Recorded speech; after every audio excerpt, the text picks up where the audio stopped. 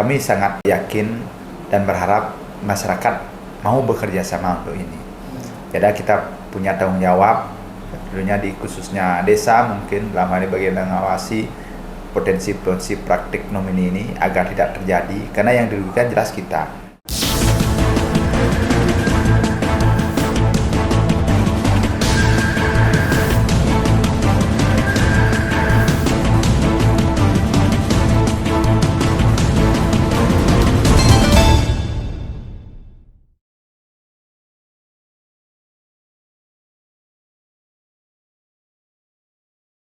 Dugaan praktik kepemilikan lahan oleh warga negara asing melalui skema nomine masih sering ditemukan di sejumlah proyek pembangunan akomodasi wisata di Kabupaten Tabanan. Untuk itu, pengawasan terhadap Perda Provinsi Bali Nomor 4 Tahun 2026 yang melarang penggunaan nama warga lokal untuk penguasaan lahan produktif maupun usaha pariwisata harus diperketat.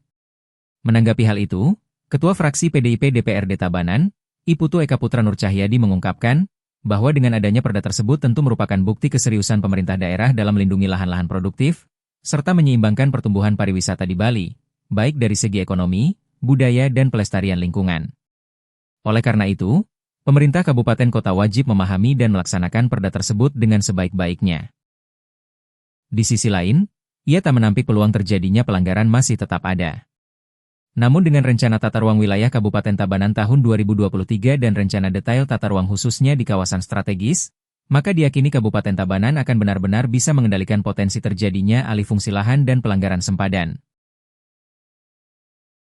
Bahwa ini adalah merupakan sebuah penegasan keseriusan daripada pemerintah daerah, dan tentunya kita wajib melaksanakan di pemerintah daerah kabupaten yang ada di Bali ini, bahwa ini adalah merupakan salah satu bagaimana kita menegaskan, melindungi lahan-lahan produktif kita, menegaskan bagaimana konsep daripada pertumbuhan wisata ini harus seimbang antara ekonomi, budaya, dan tentunya pelestarian lingkungan.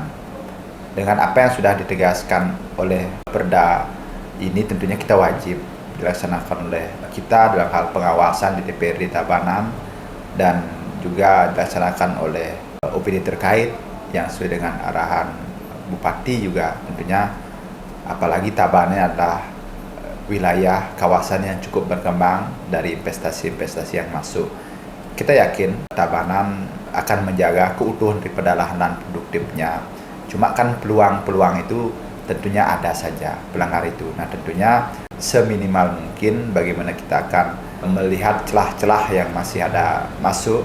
Yang jelas dengan RT/RW yang sudah kita miliki tahun 2023 dengan RTR yang akan kita kembalikan, juga akan tegaskan pulih dengan RTR di kawasan masing-masing, khususnya kawasan strategis ini, kami yakin. Jadi Tabanan akan betul-betul mengendalikan daripada salah satunya potensi alih fungsi lahan, pelanggaran-pelanggaran sepadan yang tentunya berdampak cukup besar bagi lingkungan kita di Tabanan.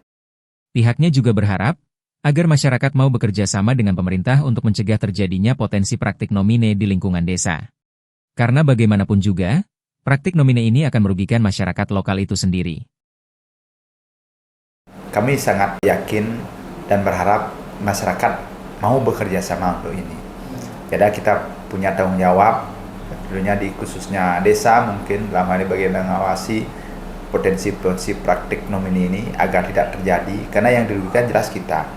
Jadi kita sudah melihat bahwa terkait masalah pelanggaran nomini ini, ya pasti ujung-ujungnya kita sebagai masyarakat lokal yang akan dirugikan, karena sistem kerjasama itu tentunya sangat menguntungkan bagi pihak yang memanfaatkan nomini itu sendiri.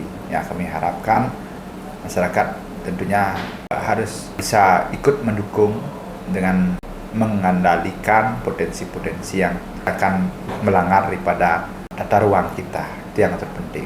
Jadi terutama di kawasan Tabanan Selat ini yang betul-betul memang sudah kita tegaskan sesuai dengan menjadi kawasan perwisata.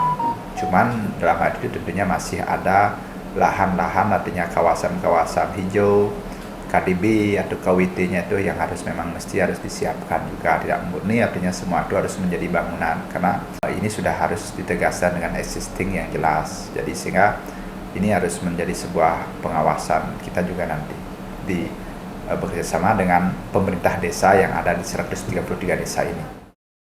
Ia juga menegaskan bahwa Tabanan masih tetap terbuka terhadap masuknya investasi. Namun harus tetap mematuhi aturan atau regulasi yang benar, tanpa melakukan tindakan yang bersifat manipulatif, terlebih dengan praktik nomine. Tim Liputan melaporkan.